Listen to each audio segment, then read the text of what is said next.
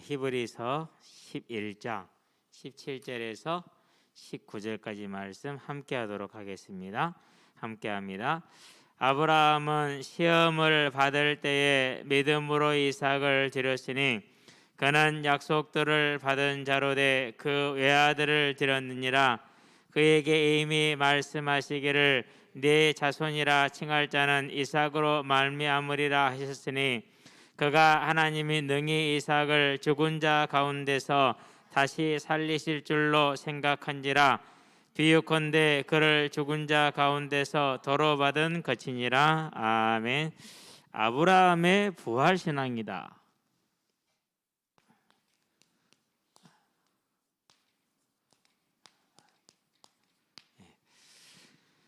믿음의 본질이죠. 믿음의 목적이죠. 하나님의 계획이고 하나님의 재창조의 의도이시죠. 그게 부활입니다.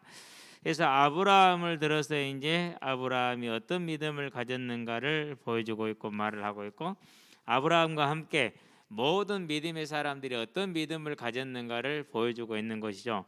자, 그러면은 이런 부활 신앙이 쉽냐? 어쨌든 한번 살펴보도록 하는데요. 그렇지는 않다. 그래서 아브라함의 믿음의 성장을 한번 보도록 하겠습니다. 새벽에 이제 보고 있는데요. 아브라함이 믿음이 그렇게 처음부터 좋았던 건 아니에요. 일단 하나님이 부르시죠. 창세기 12장입니다. 1절에서 3절. 그렇게 부르시니까 이에 아브라함이 말씀을 따라갔고 그의 조카 롯도 그와 함께 갔더라라고 나오죠. 뭘 붙였어요? 사족을 붙였어요. 분명히 본토 친척 아비 집을 떠나라고 그랬는데 조카 롯을 못 믿은 거예요. 혼자 있으니까. 그래서 이제 챙겨서 간 것이죠. 당연히 인간적인 생각으로 맞는 겁니다. 그런데 실수한 것이죠. 어쨌든지 간에 그가 말씀을 따라서 본토 친척을 떠났어요. 아비 집을 떠나죠. 그때 당시에는 이제 11장 10절에 12장 10절에 한번 보여주지만은 자기가 살던 곳을 떠난다라는 것은 생명을 거는 것과 마찬가지예요. 근데 여기에는 어느 정도 뭐가 있느냐? 복 받는데 예수 믿으면 이 이제 동기가 있는 거죠. 이 동기가. 자, 이렇게 출발을 했는데 가면은 바로 아들을 줄 줄 알았는데 그게 아니라 가자마자 뭘 만나요? 가자마자 가뭄을 만나요. 기근을 만났어요. 기근을. 먹고 살 것이 없어서 애굽으로 내려갔는데 애굽에 내려가니까 걱정이 된단 말이에요. 죽임을 당할까 봐서. 그래서 애굽 사람들하고 친척 관계를 맺으면은 그러면 살 거란 말이죠. 그런데 자기에게는 이제 딸이 없잖아요. 그래서 아내를 팔아먹은 거죠. 자, 이런 일을 겪고 하나님의 보호로 올라왔어요. 우리가 이런 일을 겪었다면 큰 일을 겪은 겁니다. 우리는 믿음이 생길 것 같죠? 그렇지 않을 거예요. 자, 그러고 줄 알았는데 안 준단 말이죠. 그런 차에 이제 조카 롯이 뺏겼고 죽었고 이제 포로로 잡혀가서 찾아왔죠. 찾아오는 길에 이제 멜기세덱을 만나서 축복을 받았어요. 그리고 소돔 왕도에 이제 고해 준 거잖아요. 소돔 왕한테 뭐를 이제 말합니까? 믿음을 담대하게 말합니다. 만약에 내가 이 탈취한 것 중에서 가져가면 네가 나를 부자 만들었다 할 것 아니야. 나는 그런 말 듣기 싫다. 오직 하나님만이 나를 부자했다는 소리를 듣고 싶으니까 다 가져가라. 내가 먹고 쓰는 것만 빼고. 그렇게 믿음을 호기롭게 하고 돌아섰죠. 이제 그러고 와 있는데 그때는 믿음을 했는데 돌아오니까 어떻게 돼요? 또 다시 희망아리가 빠진단 말이에요. 아니 지금 제일 큰 아브라함의 문제는 뭡니까? 조카를 구출하기는 했지만은 자기 문제는 해결이 안 됐잖아요. 내 문제가 해결이 안 된 거예요. 아들이 없는 것이죠. 그렇죠. 그러한 차에 이 일 후에 하나님이 아브라함에 나타나셨다 15장에 말합니다. 그러니까 이제 아브라함한테 말씀하시길 뭐라고 말할까요? 15장 1절인가요? 보면은 나는 너의 방패요 너의 상급이다 이렇게 얘기를 했어요. 자, 방패이다, 상급이다. 이 얘기는 무슨 말입니까? 방패라고 하는 것은 아브라함이 지금 두려워하고 있기 때문에 두려워하지 말라, 내가 너를 지켜주겠다라는 약속을 한 거거든요. 이방 땅에서 5나라 왕들하고 전쟁을 해서 그들의 노략물을 다 뺏어왔잖아요. 그러면 그 사람들이 가만히 있겠어요? 안 그러면 아브라함을 치러 오겠어요? 오는 건 당연한 거죠. 얼마나 무서웠겠어요. 그러니까 나는 너의 방패다, 두려워하지 말라는 것이죠. 그러면서 나는 너의 상급이다, 이렇게 얘기를 합니다. 완전한 보호를 약속하신 것입니다. 자, 이렇게 보호를 약속하는데 그 다음이 중요해요. 2절 3절이죠. 아브라함이 뭐라고 대답해요? 아브라함이 다른 대답을 하는 것이 이렇게 하시나 하나님께, 하나님 그냥 나는 다른 거 모르겠고 나는 상속자가 없으니까 다메섹 사람 엘리에셀이 나의 상속자가 될 것입니다. 하나님이 준다겠는데 아직까지 안 줬잖아요. 이렇게 얘기를 해요. 그러니까 뭐가 없는 거예요? 안 믿어지는 거예요. 분명히 소돔왕 앞에서는 호기롭게 믿음을 선언하고 공언을 했단 말이에요. 그런데 자기 삶에 돌아오니까 믿어져 안 믿어져? 안 믿어져. 3절이 재밌어요. 하나님이 준다겠는데 지금까지 안 주고 있잖아요. 그러니까 그냥 다메섹 사람 엘리에셀 내 호기자 삼을래요. 참 대단합니다.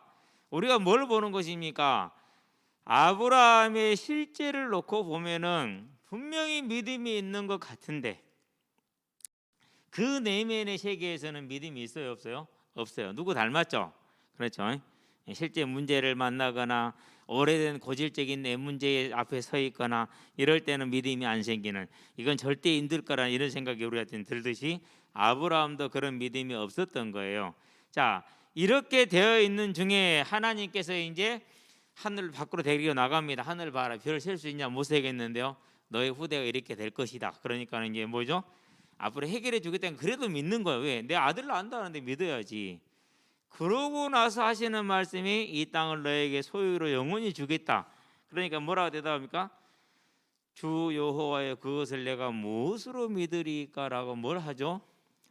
또 의문을 제기해요. 15장 7절 8절이죠. 여기서 뭘 볼 수 있습니까? 자녀 내 문제와 관련된 말씀이 나오면은 아멘 해요. 하나님의 나라에 관한 말씀이 나오면은 나하고 관심이 없어, 관련이 별로 없어요. 이런 모습이 되는 거죠. 실제 아브라함이 6절에서 믿었어요. 그러면 그 믿음은 무슨 믿음이에요? 나 복주겠다는데 뭐 그거 누가 안 믿겠어요? 참 하나님의 은혜가 얼마나 큰지를 보여주는 것이죠. 그러한 동기를 가지고 믿었는데도 그 믿음을 뭐로 여겨준 거예요? 하나님께서 아브라함의 의로 여겨주시잖아요. 자, 그러고 나서 바로 가나안 땅, 하나님의 나라, 메시아 언약 얘기하니까 내가 그것을 무엇으로 안다요? 이렇게 바로 이제 반문을 제기를 하는 겁니다. 이게 아브라함의 믿음이 있는 것 같은데 없어요. 성장이라는 단어를 썼는데요, 계속해서 그 자리를 맴돌고 있다라는 것을 알 수가 있죠. 저와 여러분의 믿음이 성장이 더디고 맴돌고 있는 것 같아도 하나님의 은혜는 어떻게 지금 임하고 있습니까? 변함이 없다라는 걸 기억하시게 되길 바랍니다. 그래서 내 믿음으로 무엇이 된 것 같기는 한데 실은 믿음을 붙드시는 계속된 하나님의 뭐가 있어요? 격려가 있고 그리고 도움이 있으신 것이죠. 자, 이렇게 해서 이제 400년 동안 뭐가 됩니까? 이제 애굽의 종살이가 이제 결정이 되죠.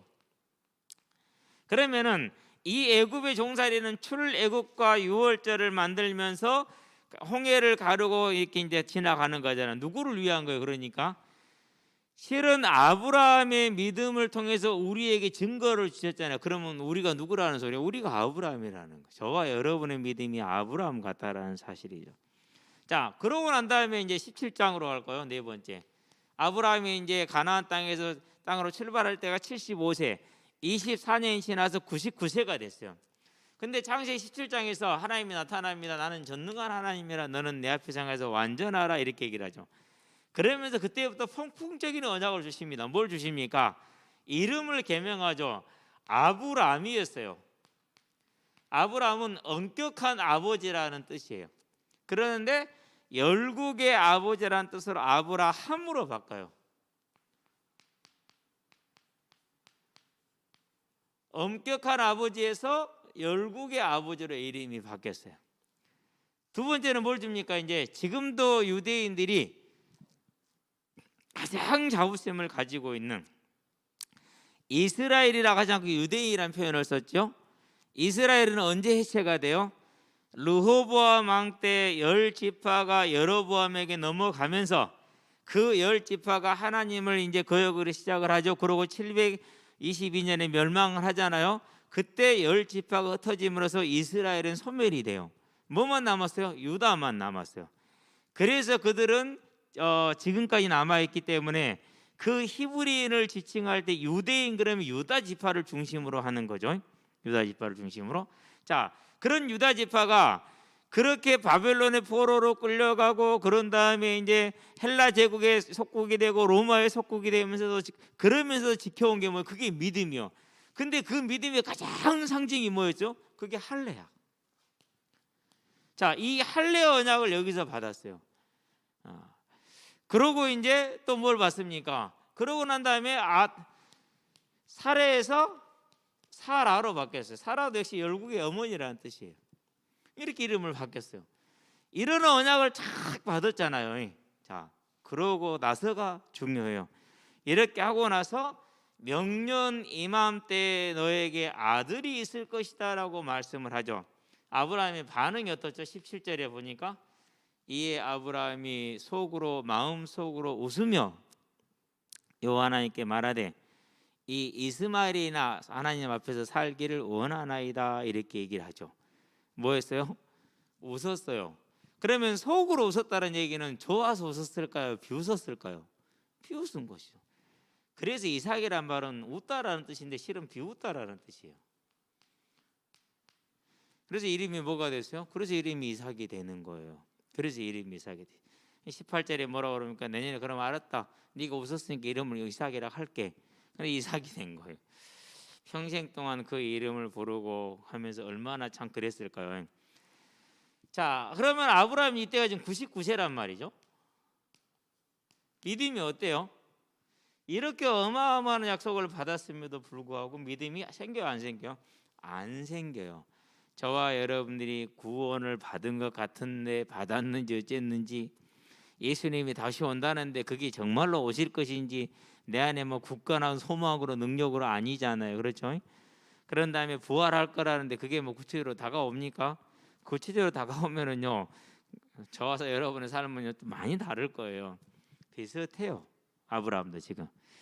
자, 이런 이제 아브라함의 모습이죠. 그러다가 이제 이 말씀을 받는 게 99세란 말이죠. 자, 얼마나 믿음이 안 생겼는가를 볼 거예요. 창세기 20장이죠. 1절 2절인데요. 2절에 어디로 내려가? 그랄 땅으로 내려갔어요. 그랄 땅에 내려가 가지고 뭐라고 말합니까? 아비멜렉한테 하는 말이 내 누이야. 그래서 아비멜렉이 정상적인 혼인 관계를 맺어요. 대가를 지불을 하고 자기 아내를 맞이해 가지요. 다른 뜻이 있는 게 아니었어요. 아주 정상적으로. 자, 그러면은 봐봐요. 너의 몸에서 날 자라고 분명히 17장에서 얘기를 했단 말이에요. 그럼 너의 몸이라는 것은 누구죠? 부부는 하나잖아요. 한 몸이잖아요. 그러니까 아브라함과 사라 이 두 사람 사이에서 난 사람이란 말이죠. 그런데도 누구를 팔아먹었어요? 또 사라를 또 팔아먹었어요. 한 번 아니고 두 번째야. 아브라함의 믿음이 지금 어떻게 됐어요? 분명히 이렇게 하니까 할례를 하긴 했거든요. 그렇죠. 그런데 또 다시 그 얼마 가지도 않았는데 다시 불신앙을 했어요. 근원적인 불신앙이에요. 실은요. 보통 불신앙이 아니에요. 자, 아브라함의 믿음의 성장이 있는 것 같아요, 없는 것 같아요? 그 자리를 계속 지금 맴돌고 있어요. 자, 그럼에도 불구하고, 자, 보여? 더 중요한 건 이름에도 불구하고 창세기 21장이죠. 1절에서 7절까지 드디어 누가 태어나죠? 이삭이 태어나요. 그러면 이삭이 날 때까지 아브라함의 믿음이 있었어요? 물론 있었어요. 그런데 이 믿음은 오락가락하는 믿음이야. 자, 아내를 또 팔아먹었다니까요. 99세에 바로 말씀 받고 할례까지 하고 나서 팔아먹었어요. 이런 믿음이었어요. 그런데도 불구하고 뭐였어요? 하나님은 아브라함을 통해서 이삭을 출생시켜 주시죠. 자, 이게 전환점이 됩니다. 저와 여러분의 신앙도요, 이런 전환점을 항상 맞이하게 돼 있어요. 그러면 이 전환점이 올 때까지 과정을 봐요. 75세에 부름받아서 25년이 지났어요. 마누라를 2번 팔아먹었어요. 수없는 뭘 받는 것입니까? 위기들을 만났어요. 수없는 불신앙으로 말미암아 위기들을 만나죠. 그런데도 불구하고 하나님은 뭐 하셨어요? 본인이 택하고 계획하셨기 때문에 은혜를 주셔서 뭘 주신 거예요? 아들을 낳게 하시는 거죠. 자, 이걸 가르쳐서 뭐라면 이렇게 딱 받고 나니까 아브라함이 뭐가 생깁니까? 이제 이때부터 믿음이 생겼어요. 자, 99세 아니 100세 90세 할머니 사이에서 할아버지 할머니 사이에서 아이가 생겼어요. 그걸 보고 아비멜렉이 깜짝 놀랐어요. 어떤 아비멜렉이요? 사라를 사갔던 아비멜렉이 와서 이제 동맹을 맺게 되죠. 너를 보니까 하나님이 살아계시고 하나님이 너하고 함께한다. 우리 동맹을 맺자. 나를 침공하지 않는다고 약조를 해라. 약조를 해주죠. 그리고 어린 양 7마리를 줍니다. 이게 증표다. 네가 이 양들을 볼 때마다 나하고 세운 약조를 기억해라. 아브라함이 이렇게 얘기를 하는 거죠. 이제. 자, 이렇게 해서 하나님의 큰 은혜로 믿음의 전환점을 이루고 나니까 이제 아브라함 믿음이 갑자기 달라집니다. 어떻게 달라집니까? 창세기 22장이죠. 1절에서 10절까지. 하나님이 아들 이삭, 너의 사랑하는 아들 독자 이삭, 이렇게 얘기를 합니다. 사랑하는 아들 독자 이삭을 뭐로 드리라고요? 번제로 드리라, 이렇게 얘기를 하죠. 다음 날 아침에 일찍 일어납니다. 뭐 했습니까? 즉시 순종했어요. 뭘 뜻하는 겁니까? 이 전환점, 아브라함을 통해 아브라함이 얻은 이삭이 뭘 이루어졌어요? 죽은 자에게서 생명이 나왔잖아요. 죽은 자에게 생명. 그래서 이삭의 출생은 누구를 얘기하는 거예요? 예수의 대속과 부활을 말하는 거예요. 이게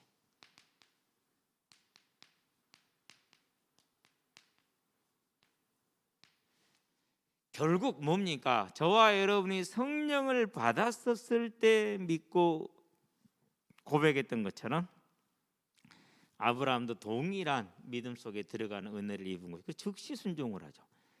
그러고 이제 지시한 산에 도착을 했어요. 도착을 했을 때 뭐라고 그럽니까? 자, 우리가 이렇게 얘기합니다. 나하고 이삭이 함께 돌아오겠다, 이렇게 얘기를 했어요.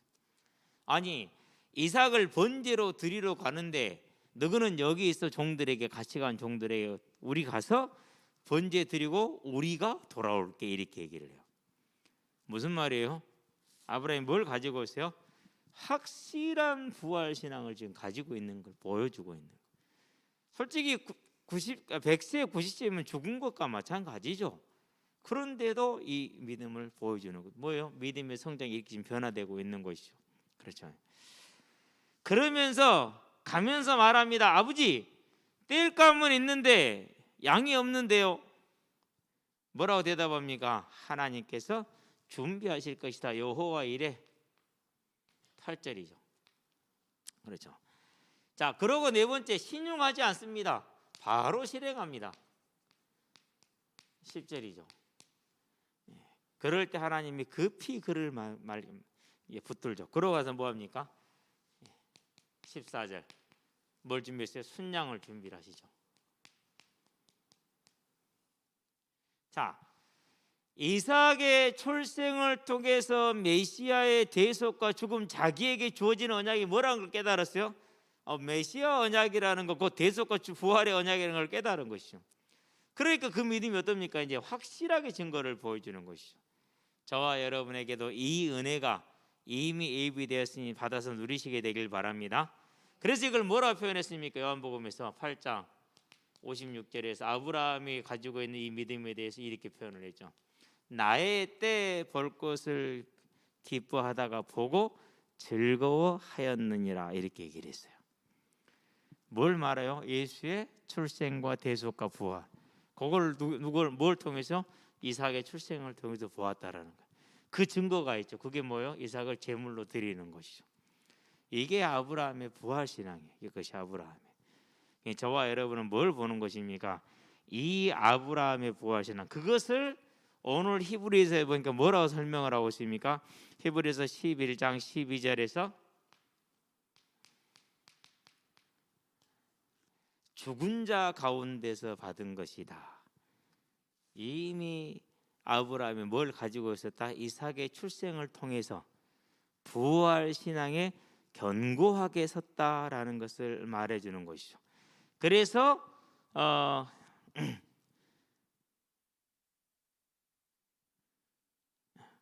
그래서 이제 19절에서는 뭐라고 표현합니까? 이제 오늘 읽은 것 중에서는 이 아브라함의 부활신은 분명하게 말해주죠. 그가 하나님이 능히 이삭을 죽은 자 가운데서 다시 살리실 줄로 생각한지라. 이삭이 누구라고요? 예수님. 예수의 부활을 확실하게 믿게 된 겁니다. 그러니까 뭐 한 거죠? 그러니까 아들을 번제로 드릴 수가 있는 것입니다. 하나님은 결코 받으려고 한 것이 아니라 시험하시려고 하신 것이라 분명히 막히고 있죠. 자, 그렇다면 두 번째, 이제 저와 여러분들이 뭡니까? 이 아브라함의 믿음이 항상 흔들리는 믿음에서 하나님의 은혜로 말미암아서 부활의 신앙이 확실하게 선 것처럼 저와 여러분 또한 뭐 해야 됩니까? 우리 또한 부활 신앙에 서야겠죠. 그래서 지금 저와 여러분의 나의 이 믿음에 너무 흔들리지 말고 자신이 없어 할 것 없습니다. 왜요? 아브라함도 그랬잖아요. 분명히 하나님이 은혜를 주실 때 저와 여러분들도 뭐예요? 지금은 불확실하고 믿음이 연약해도 아브라함이 분명히 믿음이 섰던 것처럼 저와 여러분도 서게 될 줄로 믿습니다. 자, 그렇다면은 보도록 합니다. 왜 그러냐면요, 마태복음이죠. 마태복음 16장에서 21절에 예수님이 뭐라고 얘기하죠? 제자들한테, 12 제자들한테 이 일 후에 이제 주님께서 십자가에 죽으셨다가 3일 만에 부활하실 것을 비로소 말씀하시니라, 이렇게 얘기를 하죠. 제자들한테 밝힙니다. 그러니까 뭐라고 합니까? 22절에 베드로가 비난하여 가로되 그랬어요. 그냥 반대한 게 아니라 예수를 비난했어요. 왜요? 요즘 정치판을 보면 비슷하죠. 자, 후보가 뭘 하고 싶어도 밑에 참모들이 자기들의 동기로 후보를 뭐 할 수 있어요? 대통령이나 후보를 자기들이 할 수 있잖아요. 베드로도 마찬가지예요. 당신은 나를 재상을 시켜야 될 사람인데 네가 죽으면 되겠냐? 그런 거예요. 그래서 비난한 거예요. 리뷰기란 단어를 영어로 쓰고 있는데요. 그러니까 아브라함도 그렇듯이 12 제자 또한 예수님의 부활에 대해서는 믿음이 있었다 없었다? 예수님에 대한 믿음이 없는 거예요. 자, 그러고 나서 그들이 뭐요? 부활에 직접 목격을 했어요. 자, 그랬는데 먼저 요한복음부터 볼게요. 20장이 되겠죠. 20장에 보면은 24절에서 25절. 다른 제자들이 직접 무덤에 가서 봤어요. 보니까 진짜 예수님이 없어. 믿었어. 근데 그 자리에 누가 없었어요? 도마가 없었어. 그래서 다른 제자들이 도마한테 말하고 다른 사람들도 함께 말합니다. 예수님이 이제 부활했다. 도마 대답이 뭐예요? 택도 없는 소리 하지 마라. 내가 그 못자국 난 손을 만져보고 그 옆구리에 내 손을 넣어보지 않는 나는 못 믿겠다, 이렇게 얘기를 하죠. 부활 신앙에 서는 것이 어떤 모습인가를 보여주고 있어요. 그럼 아브라함의 저 혼돈이 우리가 이해될 수가 있는 것이죠. 그렇죠? 아브라함의 저 혼돈이. 자, 누가복음을 가볼까요? 누가복음에 보니까 24장에 나오죠. 24장에 보니까 10절에서 12절. 여자들이 와서 예수님이 부활하셨다고 얘기를 해서, 그러니까 사도들이 듣고 뭐라 그랬어요? 너희가 허탄한 이야기를 하는도다 그랬어요. 허탄한 이야기다. 어느 정도 안 믿었는지 알겠죠, 그렇죠? 완전히. 그러고 어디에서 계세요? 그러고 집으로 갔어요. 개중에 13절부터 14절에 나오죠. 누가요? 엠마오로 가는 두 사람이 이제 예수님과 동행하는 장면을 우리가 이제 볼 수 있는 것입니다. 개중에서 이제 이마만큼 예수님의 부활을 믿는 일이 쉬운 일이 아니었다라는 것이죠. 마가복음에서도 마찬가지. 16장 10절 11절에서도 안 믿었어요.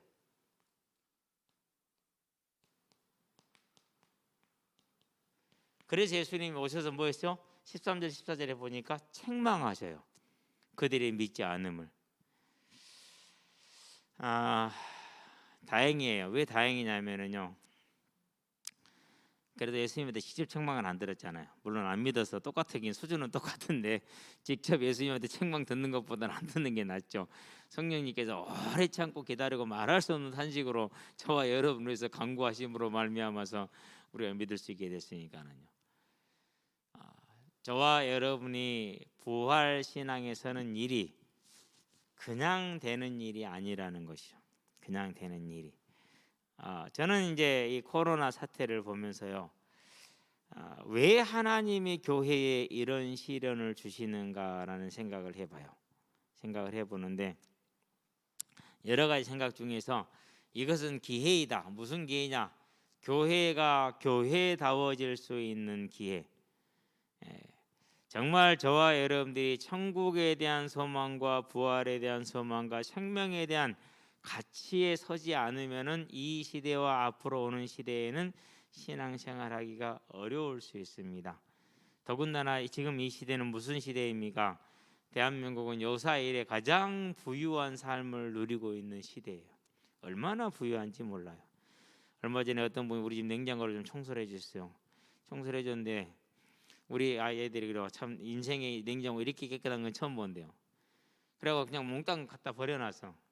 처리를 해야 되잖아요. 처리는 제가 하겠죠. 뜯어서 보니까 완두콩을 왜 버렸는지 모르겠어. 완두콩도 있고 멸치도 있고 몽땅 다 있어. 그래서 그것을 이제 추렸어. 묻을 거다고 우리 닭이 먹을 수 있는 거다고. 추리니까 음식물 쓰레기도 큰 거 있잖아요. 그거로 2개 나왔어.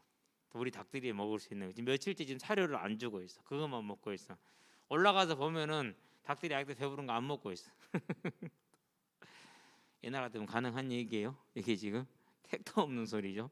그렇다면 우리가 부잣집이에요? 그것도 아니잖아요. 그렇죠? 예. 심지어는 생선이 한 보따리라. 거기에 돼지고기 삼겹살도 있어. 내가 그건 다시 챙겨놨어. 뭐 하려고? 통발을 사야겠어? 안 되겠어. 왜 그러냐? 가만히 보니까 생선 버려진 것만 해도 통발을 쓸 수 있겠더라고. 우리 내 주변에 사람들이 생선 버린 것만 해도 통발을 충분히 의지할 수 있겠어. 그러면 통발을 들어오면 낙지도 문어도 들어가죠, 게도 들어가죠.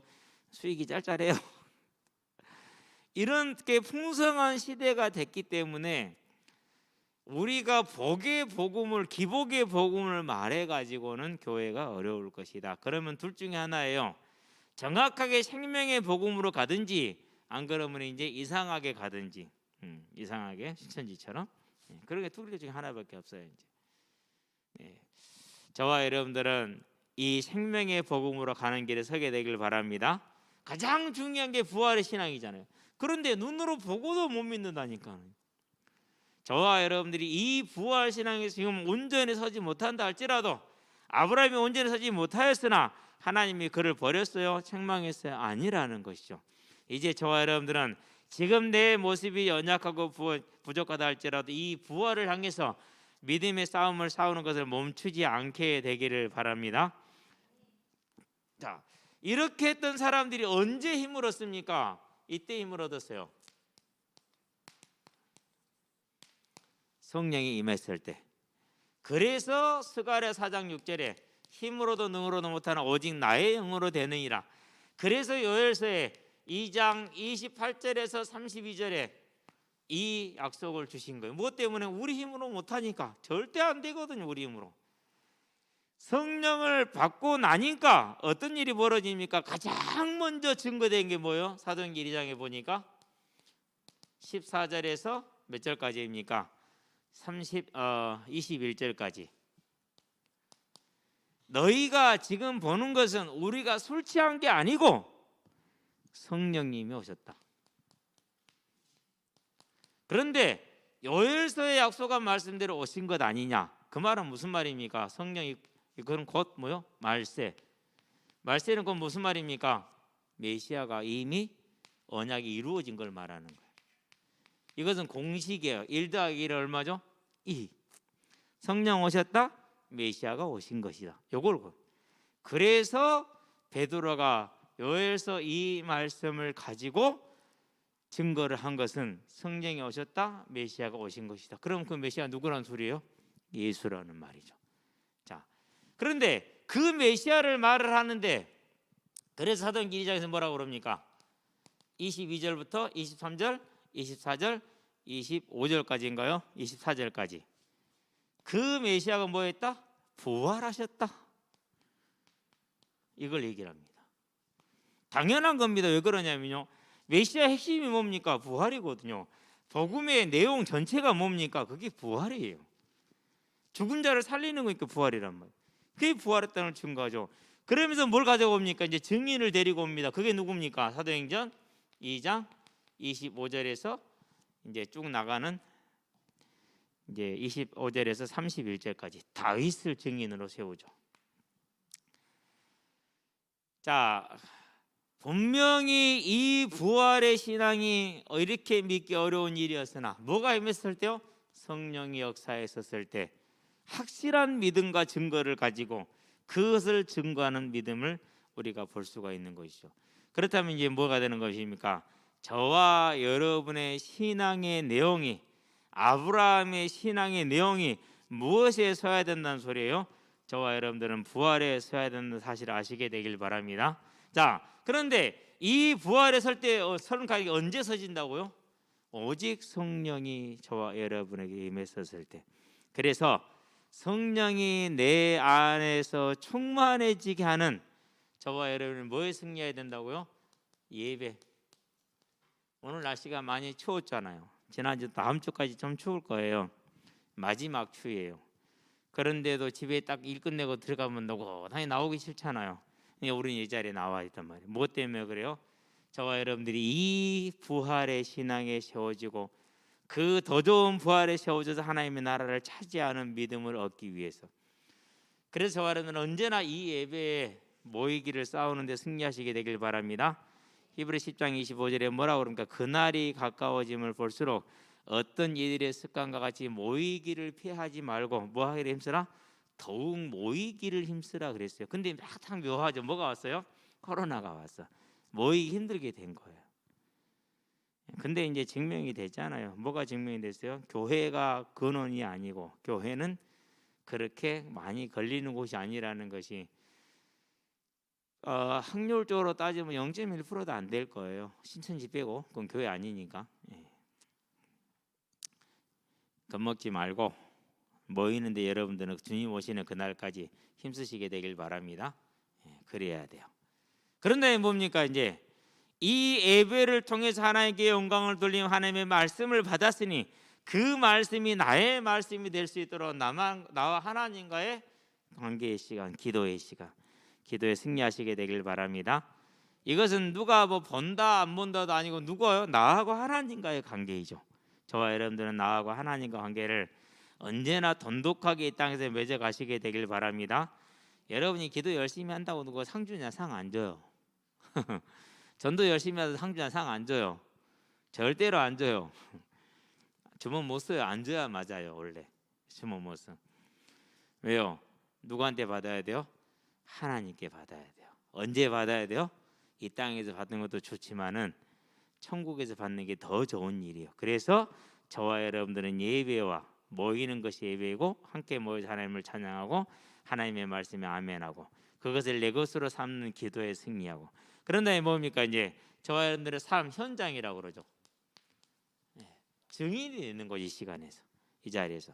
그러면은 내가 막 떠든다고 증인이 됩니까? 아니요. 내가 가지고 있는 나라는 사람의 색깔이 있어. 그죠? 나라는 사람이 가진 색깔이 있다니까요. 참 저 사람은 이렇게 부족한 것 많고 어려운 것도 없고 성격도 좀 그런데 뭔가 긍정적이다. 그 사람들은 그렇게밖에 표현을 못하니까. 우리는 뭐가 있는 거예요? 우리는 천국에 대한 소망이 있잖아요. 우리는 뭐가 있는 거예요? 나보다 더 잘하시는 모든 걸 다 알고 계신 하나님이 계시잖아요. 그러니까 싸울 일도 없어. 서운한 소리 할 일도 없어요. 하나님 살아 계시니까. 가만히 있으면 하나님이 다 알아서 하시잖아요. 그걸 현장이라고 그래. 또 현장은 뭡니까? 이제 시간이 주어졌어요. 만남이 주어졌어요. 그럼 뭘 말하면 됩니까? 사실을 말하면 돼. 앞으로 저와 여러분들의 전도는 반드시 그래야 됩니다. 교회에 수가 많다 적다도 중요한 소리예요. 그러나 진짜 중요한 건 뭐예요? 하나님이 하나님이심을 인정하고 모이는 것이 교회예요. 거기서 벗어나면 안 돼요. 거기서 벗어날 수도 있겠죠. 그런데 반드시 나중에 다른 걸 잡게 되어 있고 하나님을 하나님이라고 말하는 교회의 발목을 잡게 되어 있어요. 그렇게 되면은 저와 여러분들은요, 앞으로 우리의 믿음을 하나님이 하나님 되시게 하는 것에 세우고, 그리고 그 일에 예수님이 우리의 중재자 됐다라는 그를 확실히 붙들고, 우리에게는 뭐가 약속이 있다고? 생명의 약속과 부활의 약속이 있다라는 걸 붙드시게 되길 바랍니다. 그게 저와 여러분들이 현장에서 해야 될 우리의 삶이고 우리의 증거의 내용이에요. 그거 외에는 다른 게 없어요. 이제 다른 걸 얘기하면은 이제 계속 거짓말을 해야 돼요. 왜 모든 문제 해결된다면서 안 되느냐? 됐잖아요. 근데 포인트가 다르다니까요. 그래서 이제 엉뚱한 말로 계속 이렇게 해줘야 된다니까. 그런 게 아니야. 저와 여러분들은 생명을 얻은 것이 전부이고 부활의 소망으로 완전하게 보장됐다는 것을 저와 여러분의 삶의 현장을 통해서 증거하시게 되길 바랍니다. 지금 우리가 연약해도 아브라함이 연약했으나 하나님이 뭘 주셨어요? 그에게 이삭을 주셨어요. 저와 여러분이 연약해도 우리에게는 부활에 분명히 들어갈 것입니다.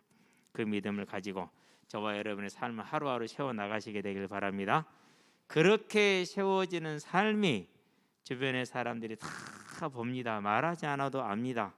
집에서 혼자 있을 때, 자기 생각할 때 그 사람은 문의가 왜 다를까? 구원 받으려면 반드시 그 생각이 들게 돼 있어요. 저와 여러분을 통해서 이 부활의 소망과 생명이 증거되고 전파되기를 바랍니다. 기도합시다. 살아계신 아버지 하나님, 아브라함이 연약한 중에도 부족한 중에도 하나님의 은혜로 부활의 소망에 세워짐으로 부활의 믿음에 있어서 이삭을 통해서 하나님을 보았던 것처럼, 주님을 보았던 것처럼 이제 우리가 연약하고 부족하다 할지라도 주께서 성령으로 우리를 붙드심으로 우리의 삶이, 우리의 신앙이 부활에 서 있게 하셔서 우리가 어디에서 무엇을 하든지 간에 그 믿음의 증인이 되어지게 하시고, 우리가 입을 열 때마다 이 소망과 이 사실이 증거되어지는 생명의 능력이 역사할 수 있도록 주님 역사하시고 인도하여 주시기를 그리스도신 예수의 이름으로 기도합니다. 아멘.